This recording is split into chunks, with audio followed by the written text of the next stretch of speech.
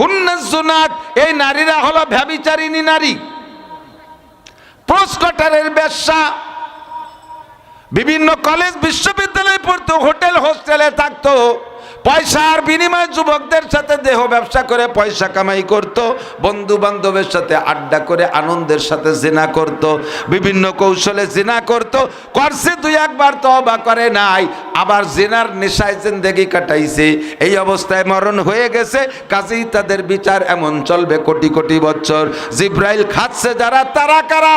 জিব্রাইল কয় হুজুর তারাও দুই শ্রেণীর উম্মত আপনার, একদল অহুমুজ জানি, এরা ব্যভিচার উম্মত, পুরুষরা যারা জিনা করেছে তওবা করে মরে নাই, জিনা করেছে তওবা করে মরে নাই। তওবার কথাটা এমন বলি, হতে পারে জিন্দেগিতে দুই একবার অ্যাক্সিডেন্ট। আল্লাহ পাক বলেন কুল ইয়া ইবাদিয়াল্লাযীনা আসরাফু আলা আনফুসিহিম লা তাকনাতু মির রাহমাতিল্লাহ ইন্নাল্লাহা ইয়াগফিরুদ যুনুবা জামিআ।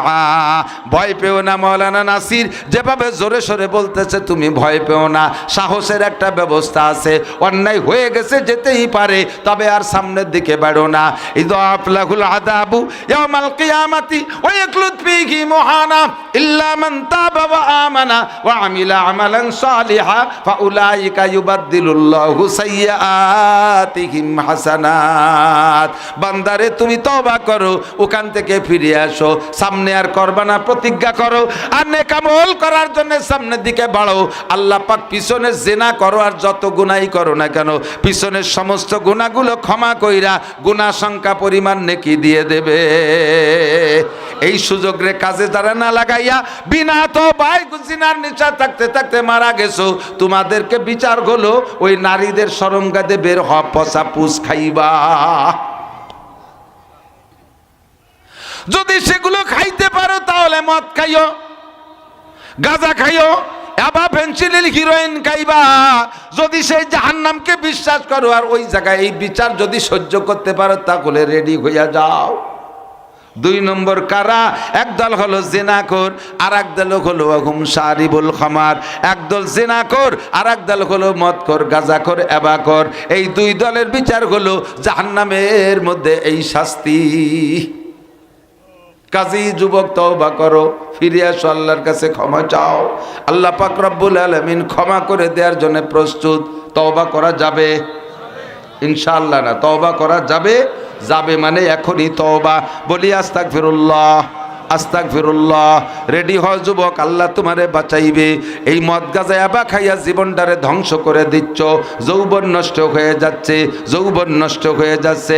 যৌবনকে নষ্ট করার জন্য আর একটা হাতিয়ার বের হয়েছে, দিক তাকান। টাচ মোবাইলে অ্যান্ড্রয়েড সেটের ভিতরে তুমি গুগলে যাইয়া অথবা বিভিন্ন মাধ্যমে বের করে যত বেহায়া ছবি দেখবা, যত বেহায়া ছবি দেখবা, যত বেহায়া নির্লজ্জ ছবি দেখবা, তোমার যৌবন তত নষ্ট হবে, যৌবন তত নষ্ট হবে। খুদার কসম দে বললে মিথ্যাবাদী হব না, প্রমাণ পাইবা সময় মতো। ফাসাওফা তারা ইদান কাশাফাল গুবারো আপারাসুন তাহতা রিজলিকা আম হিমারো। আরে অন্ধকার কেটে গেলেই বুঝবা গুড়ার পিঠে বসা না গাদার পিঠে বসা।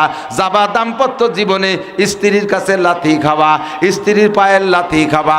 যদি সে জায়গায় একটা বাহাদুরি দেখাইতে চাও, এখন থেকে যৌবনকে কন্ট্রোল করো। বহুত বড় নিয়ামত, চলে গেলে আর ফিরে পাবা না। কোন দেশে ওষুধের অভাব নাই, Kolkata herbal, India herbal, China herbal, কোনো বালে কাজ হবে না।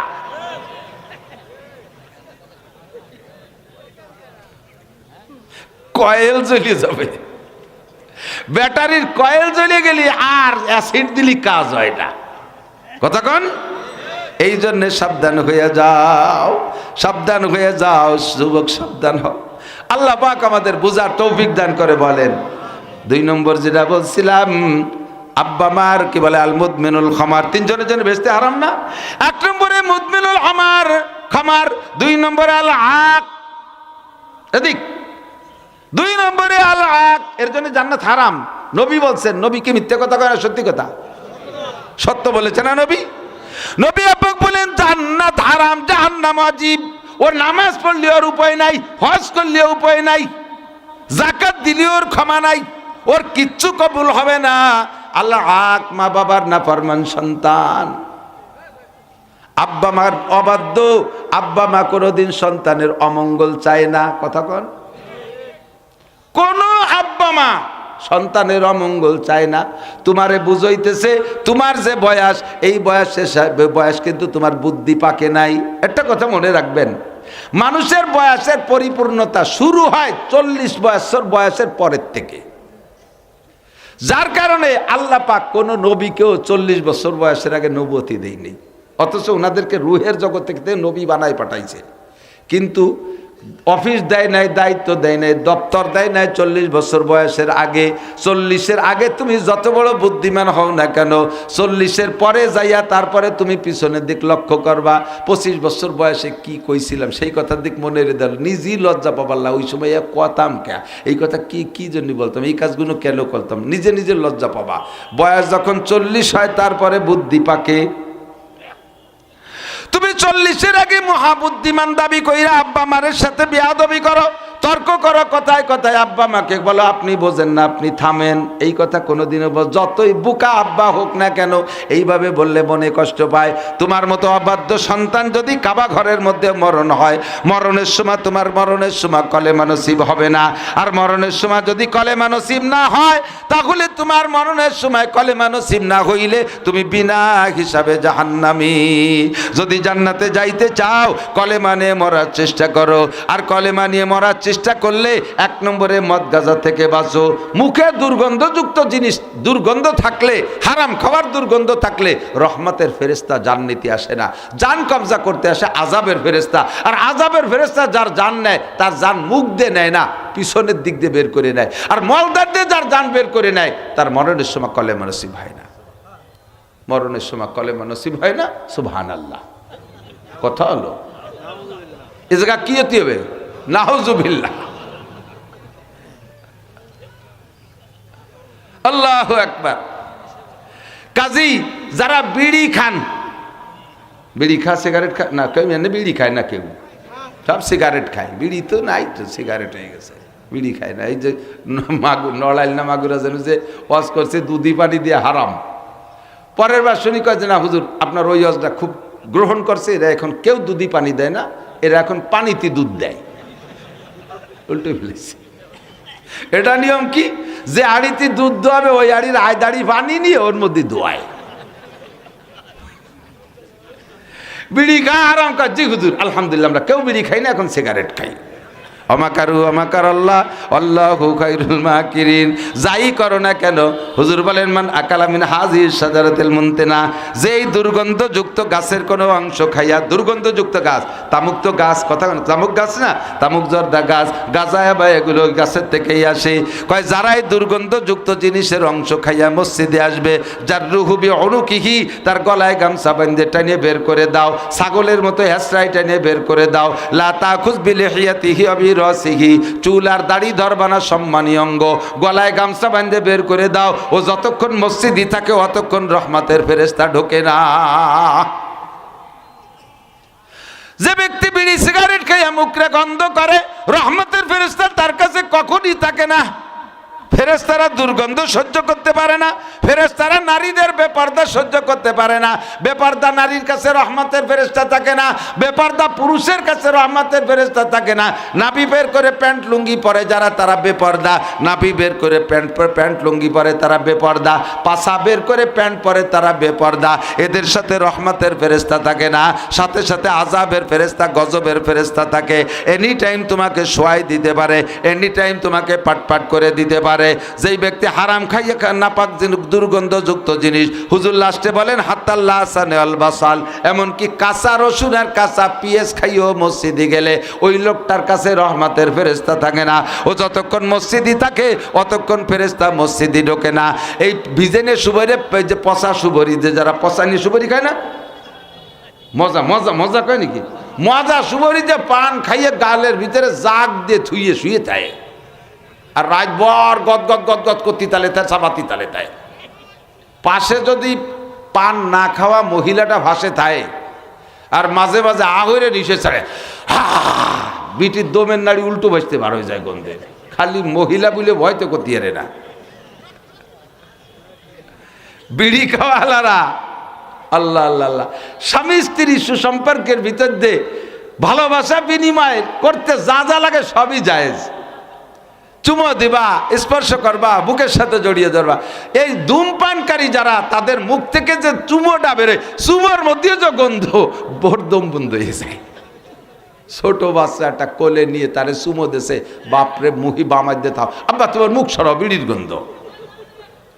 এত বড় অপমানী।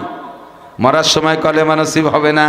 2 নম্বর হলো, এদিক তাকান, মা বাবার নাফরমান সন্তান। এই যুবকরা যারা কামাই করতে পারো, ইনকাম করতে পারো, টাকা পয়সা কামাই করো।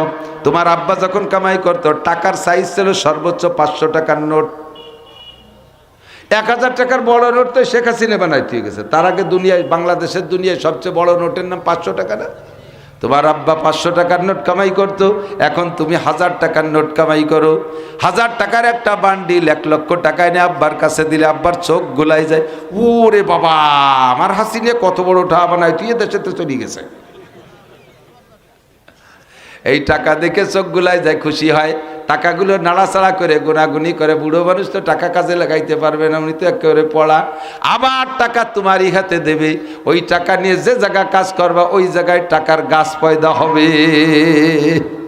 পাশাপাশি আর একটা কথা, এদিক তাকান, টাকা কামাই করে আসছো, সব কথা আসে না, কয়ে আসছে যেন কয়ে যায়। ওয়াজ্জা করবো নিয়ে তো সেদিক যাওয়ারই সময় হবে না। এদিক আসছে যখন কইয়েই যাই, টাকা কামাই করো তুমি, বাড়ি আসছো টাকা নিয়ে, বান্ডিল নিয়ে, আব্বা মা 2 জন এক জায়গা বসা আছে। এই জায়গা কার হাতে টাকা দিতে হবে?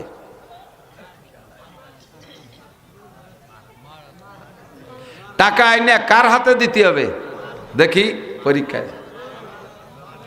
টাকা দিতে হবে আব্বার হাতে। টাকা দিতে হবে কার হাতে? আব্বা দেবে মার কাছে, মা ক্যাশিয়ার, কিন্তু কালেক্টর হবে আব্বা। কালেক্টর কে? আব্বার হাতে টাকা দিবে। আব্বা বসা রয়েছে, টাকাটা মার হাতে দিলে আব্বার ভিতরে একটা ধাক্কা লাগে। আব্বার হাতে টাকা দিলে মার ভিতরে ওই ধাক্কাটা লাগে না, কারণ মাও জানে যে উনি তো আমারও শ্রদ্ধা পাত্র, জাগা মতোই দেশে। কথা কন? আর এই 2 জন বসা রয়েছে, কের কাছে না দিয়ে সাউডির হাতে দিলি,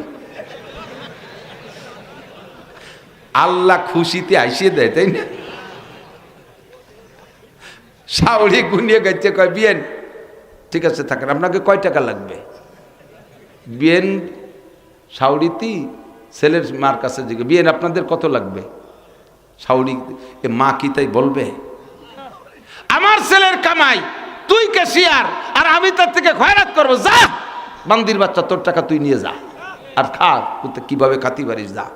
বাড়ি জাতি জাতি পথে 2-3 অ্যাক্সিডেন্ট করে পাট হয়ে গেছে, টাকা ও কয়টাও গেছে হাসপাতালে, পরে বাড়ি বেঁচে দেওয়া লাগবে, কারণ ওই বুড়ো বুড়ির কলজে আঘাত লাগছে।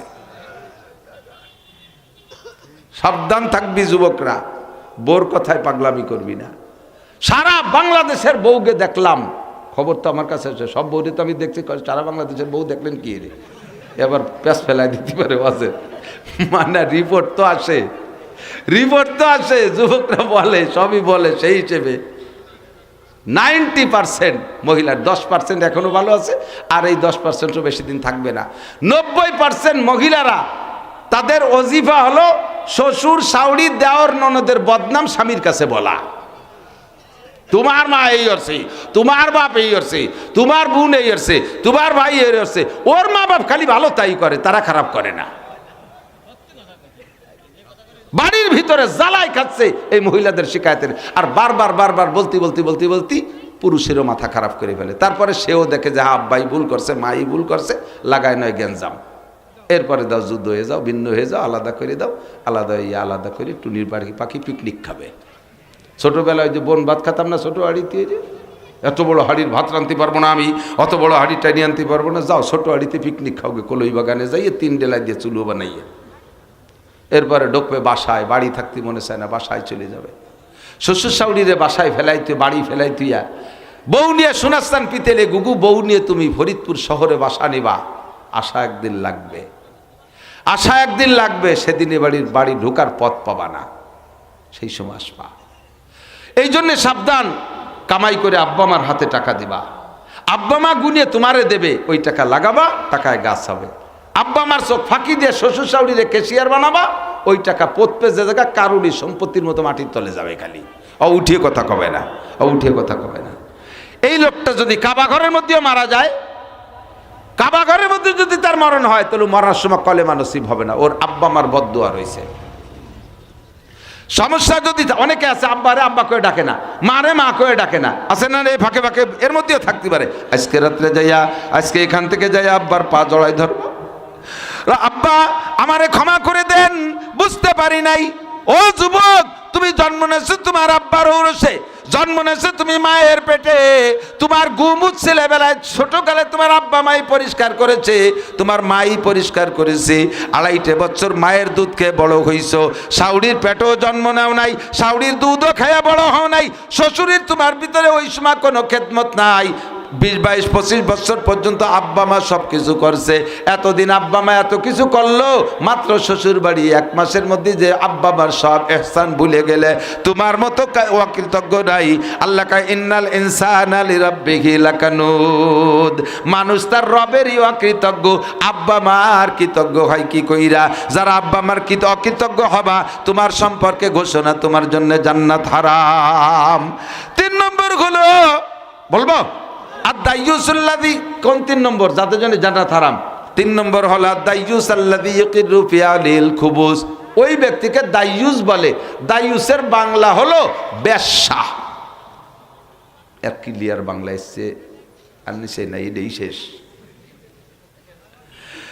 দাইয়ুস বেশ্যা মানে খালি মহিলা না, পরিবারের ভিতরে পর্দার পরিবেশ করে না, বরঞ্চ বেপর্দার পথ খুলে দেয়।